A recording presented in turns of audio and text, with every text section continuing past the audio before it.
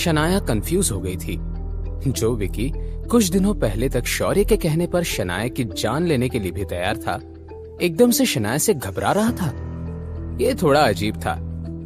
दूसरी तरफ शनाया के पीछे खड़े आहान के चेहरे पर ऐसे एक्सप्रेशंस थे मानो वहां कुछ भी नहीं हो रहा था। आहान को विकी भाई से ऐसे बिहेवियर की उम्मीद थी, इसलिए आहान कुछ भी किए बिना चुपचाप खड़ा रहा। विकी भाई शनाया के सामने नजरें झुकाकर खड़ा रहा। मिस शनाया, मुझे माफ कर दीजिए। मैं नहीं जानता था कि यहाँ आप अपने दोस्तों के साथ लंच पर आई थी। हाँ, अगर मुझे इस बात की जरा खबर होती तो मैं गलती से भी ये सब नहीं होने देता। विकी भाई ने बहुत ही ईमानदार लगते हुए शनाया से माफी मांगी। आगे विकी भाई ने कहा, मिस शनाया, मैं सच में शर्मिंदा हूँ कि मेरे और मेरे साथियों की वजह से आपके दोस्तों को इतना जख्मी होना पड़ा। मगर आपको बिल्कुल भी परेशान होने की जरूरत नहीं है। मैं इन सबको हॉस्पिटल ले जाऊंगा। ये सुनने के बाद प्रेम मल्होत्रा, पारस अग्रवाल और राज बेदी एक दूसरे की तरफ हैरानी से देखने लगे। आगे विकी भाई ने अपनी बात को कंटिन्यू किया। और हाँ मिस शनाया, ये आपको जो भी टेंशन और इरिटेशन हुई है उसके बदले में मैं आपको 50 लाख रुपए भेज दूंगा। प्लीज उसे कम मत समझिएगा। ये कहकर विकी ने नजरें चुराकर आहान की तरफ देखा। ये तुम क्या कह रहे हो? विकी भाई शनाया के इस सवाल के पीछे का मतलब समझ गया। मिस शनाया, आप ज्यादा सोचकर परेशान मत होइए। मैं एक बार फिर से माफी मांगता हूँ। थोड़ी ही देर में आपके पास पैसे पहुंच जाएंगे और मैं किसी को भेजकर आपके दोस्तों को हॉस्पिटल भिजवा देता हूँ। अब हम चलते हैं, अपना ख्याल रखिएगा। ये कहकर शनाया की किसी बात को सुने बिना ही विकी भाई वहां से चला गया। बाकी आदमी भी प्राइवेट रूम में बाहर चले गए और बचे कुछ 4-5 आदमियों ने मिलकर प्रेम, राज और पारस को उठा लिया। जब फाइनली प्राइड होटल के उस प्राइवेट रूम में शनाया, आहान और रूपल ही बचे हुए थे, शनाया कुछ रिएक्ट कर पाई। उसने एक गहरी सांस ली और ये फिगर आउट करने की कोशिश करने लगी कि अभी अभी उसके साथ क्या हुआ था। शनाया, ये विकी भाई तुमसे इतना डरता क्यों है? तुम्हें देखने के बाद तो उस विकी भाई के होश ही उड़ गए थे।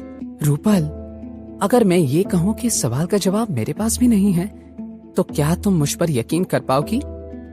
मैं तो खुद ही कंफ्यूज हूँ कि मुझे देखने के बाद उस खतरनाक गुंडे को सांप क्यों सूंघ गया। तुम माफिया वालों को कैसे जानती हो शनाया? मुझे शुरुआत से इस विकी भाई के बारे में सब कुछ बताओ। यह क्या चैप्टर है? शनाया ने रूपल को प्लाजा बार में हुई हर एक बात बता दी।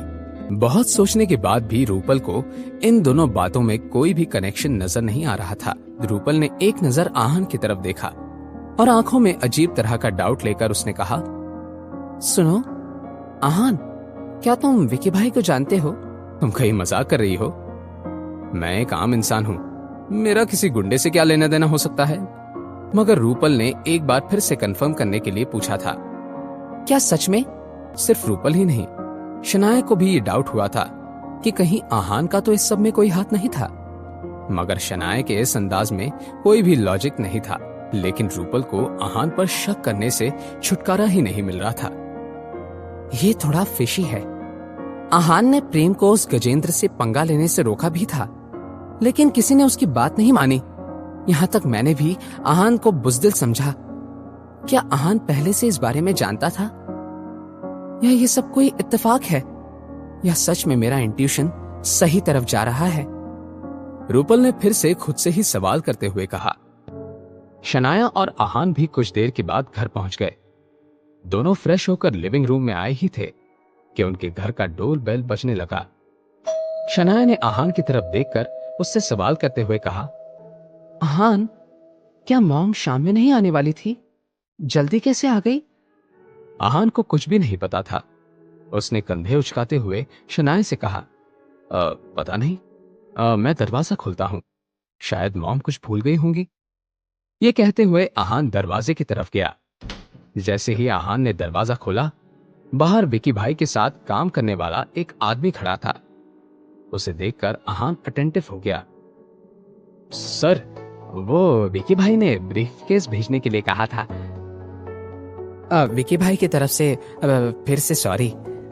ये लीजिए, ये कहते हुए उस आदमी ने एक ब्रीफकेस आहान की तरफ बढ़ा दिया।